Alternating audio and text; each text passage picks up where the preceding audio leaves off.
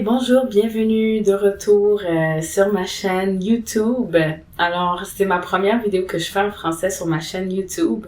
J'espère que vous portez bien. Mon nom est Yeli ou Kunsia et j'espère que vous portez bien. Vous prenez soin de votre mental, de votre cœur et de tout votre être. Alors, la raison pourquoi j'ai créé cette vidéo sur YouTube, c'est dans un premier temps, j'aimerais expliquer pourquoi est-ce que j'ai créé ou j'ai conçu le guide de survie pour les personnes qui vivent une séparation ou un deuil. Alors, premièrement, ce cours est disponible, ou c'est un cours que j'ai constitué en 4 blocs qui est disponible sur mon Patreon. Et donc, n'importe qui adhère à mon Patreon peut avoir accès au cours. Et donc, je laisse plein de trucs et je laisse aussi ce qui est sécurisant et ce qui est essentiel à prioriser quand on vit un choc émotionnel dû à une séparation, un divorce ou un deuil. Et la raison pourquoi est-ce que j'ai pensé qu'il était essentiel de créer ce cours ou ce guide de survie, c'est parce que pour moi, j'ai remarqué que dans notre société dans laquelle on vit, les émotions positives ou les émotions fortes positives reliées à des circonstances de joie, donc tout ce qui entoure la naissance, les unions, les mariages, les acquis, donc quand on acquiert du bien matériel, donc tout ça, ce sont des situations où nous allons vivre des émotions positives et des bonnes émotions positives. Mais la société ne nous donne pas assez d'espace quand on vit également des émotions fortes, mais qui ne sont pas nécessairement perçues comme positives ou plutôt négatives, hein.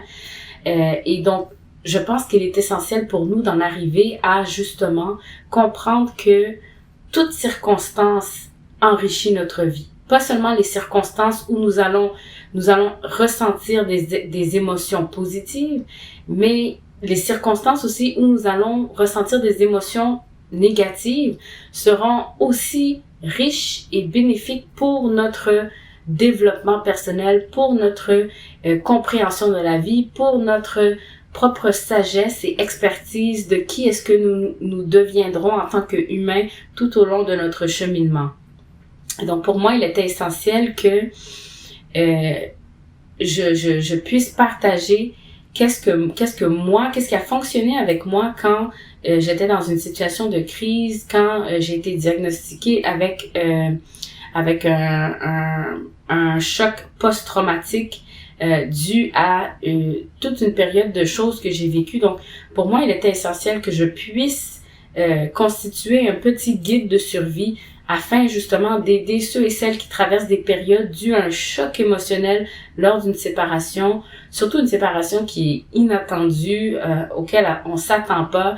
Des fois, on peut vivre dans des circonstances, dans des situations où on peut un petit peu pressentir que la fin est proche, que les choses vont se gâter un peu plus, mais il y a des situations où on tombe au dépourvu, on tombe en bas de notre chaise et on se rend pas compte que, la personne, elle demande le divorce ou la personne a rencontré quelqu'un d'autre, ou on apprend que notre partenaire nous a trompés, ou on apprend que finalement quelqu'un qui nous était cher, elle s'est enlevée la vie ou elle est partie tout simplement.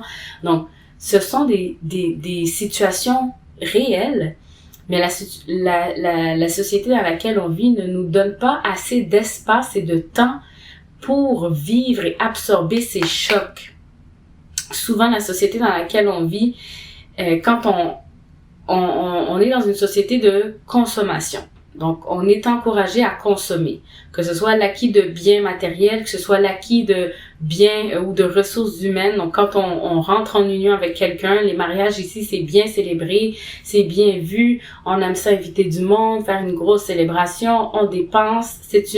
C'est une valeur aux yeux de la société de consommer, de surconsommer. Quand on achète une maison, on achète une voiture, on achète des choses, ben là, on est en train de puiser dans notre source d'énergie positive, dans nos émotions fortes mais positives. Donc, c'est la société dans laquelle on vit va encourager fortement la surconsommation à travers le ressenti de ces émotions fortes positives, perçues perçues comme positives.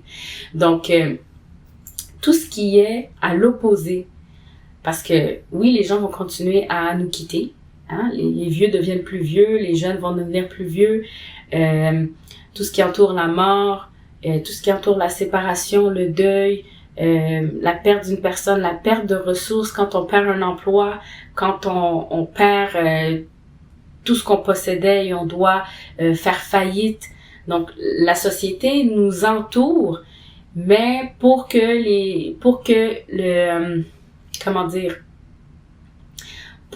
il y a moins de dommages collatéraux en termes d'équité, en termes de valeur aux yeux de la société.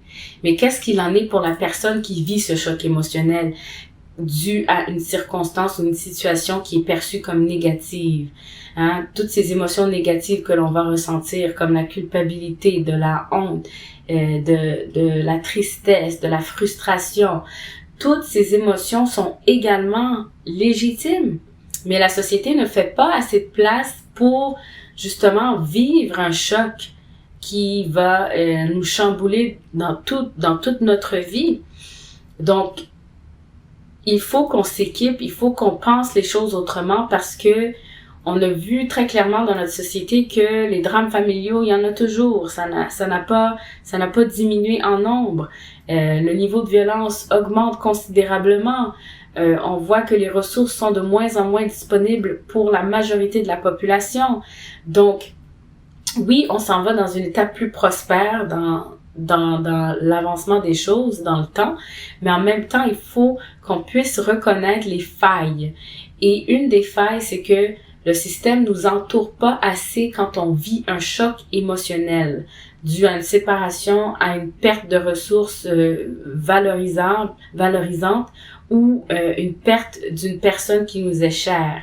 Souvent, la société, parce que on vit dans une société de surconsommation, on va devoir vite retrouver notre train-train, on va devoir vite redevenir des êtres économiques, à retravailler, à reconsommer, à se rebâtir une vie, à tourner la page, à faire notre deuil. Et donc, bien souvent, ça décourage les gens à vivre pleinement les émotions négatives. Je me sens en parenthèse parce que c'est perçu comme négatif. La tristesse, la frustration, l'anxiété, la culpabilité, la honte, tout ça, ce sont des émotions qui sont aussi légitimes, mais parce qu'elles sont perçues d'une certaine façon, elles ne seront pas autant bienvenues quand on vit des chocs émotionnels. Donc, il y a des gens qui vont glisser sous le tapis ce qu'ils ressentent réellement parce que, bon, ils ont d'autres responsabilités, ils n'ont pas nécessairement le temps, ils n'ont pas nécessairement les moyens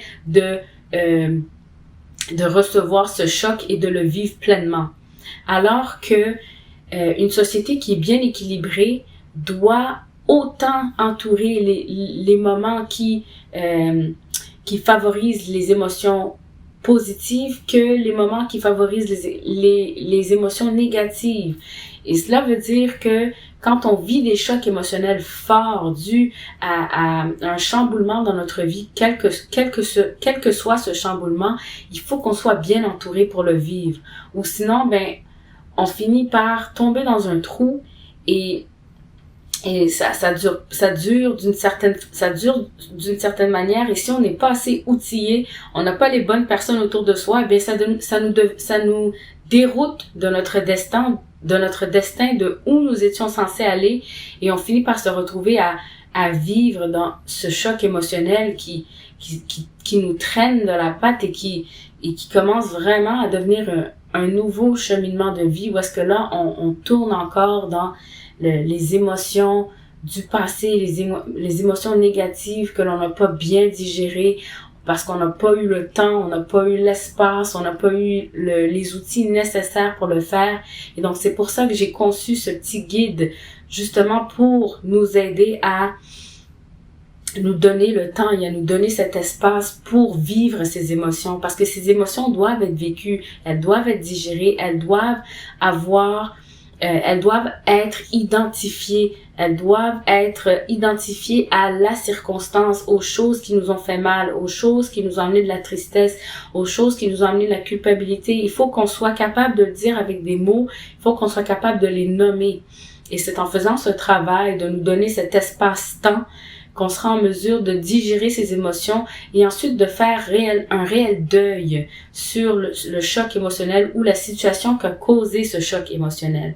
Donc, mon guide de survie que j'ai constitué, c'est quelque chose qui est très rapide à écouter et ça va vous donner des outils, ça va vous donner des points de repère que lorsque vous êtes dans une situation qui vous chamboule entièrement, vous n'êtes pas laissé au dépourvu, vous avez des ressources, vous savez comment adapter votre situation afin que vous puissiez vous donner cet espace-temps afin de digérer les émotions qui sont liées à ce choc émotionnel. Et donc, ça nous met dans une meilleure position de dire, ben voilà, j'ai vécu ce choc émotionnel, ça m'a pris du temps, mais aujourd'hui, je suis capable de m'en relever et de tourner la page et de faire le deuil. Bien souvent, parce que la société ne nous équipe pas assez. Bien souvent, quand on vit un choc émotionnel, oui, on va rentrer en thérapie. Ensuite, on va soit être médicamenté. Ensuite, on va ça va affecter notre morale, ça va affecter les gens autour de soi. Finalement, on va être marginalisé, on va être tassé de côté et les autres vont continuer à évoluer pendant que nous serons laissés au dépourvu avec ces émotions qu'on n'a pas eu le temps de digérer et ensuite on sera un petit peu dans le désespoir, où on ressentira du désespoir parce que personne ne nous a lancé la bouée de sauvetage pour nous dire « Hey, je vois ce que tu vis, je sais ce que tu vis, je vais pouvoir t'aider. » Donc, ce guide est là justement pour ça, pour t'aider à te dire que tu n'es pas la seule à vivre cela.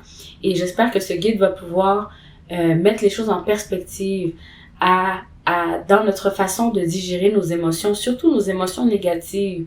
Parce que bien souvent, quand on vit des chocs émotionnels, on veut pas le voir, on veut pas voir la réalité en face, on préfère glisser les choses sur le tapis, se dire que le temps fera les choses, le temps va réparer les choses, mais des fois, c'est de tout simplement s'asseoir avec les émotions, avec ce choc et être capable de juste le vivre, de le digérer, de digérer ses émotions et de dire « ça m'a fait mal, ce qui s'est passé, ça m'a fait ça » et de mettre des mots sur ce qui s'est passé.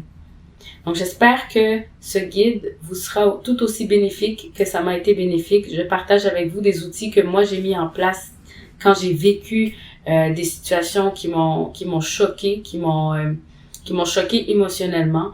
Et j'ai été capable de me relever. Et donc, j'espère que ça va pouvoir vous aider. Ultimement, c'est mon objectif, pouvoir un petit peu vous amener un peu plus de clarté dans votre cheminement et que vous sachiez que vous n'êtes pas seul et qu'il y a toujours une main, une oreille qui est là pour vous aider, vous écouter, vous soutenir, vous supporter, vous accompagner. OK? Donc là-dessus, portez-vous bien, prenez soin de votre mental, de votre cœur et de tout votre être et on se dit à bientôt. Je laisserai le lien dans la boîte de commentaires pour que vous puissiez aller sur mon Patreon si jamais le cours vous intéresse. Ce guide de survie vous intéresse. Peace.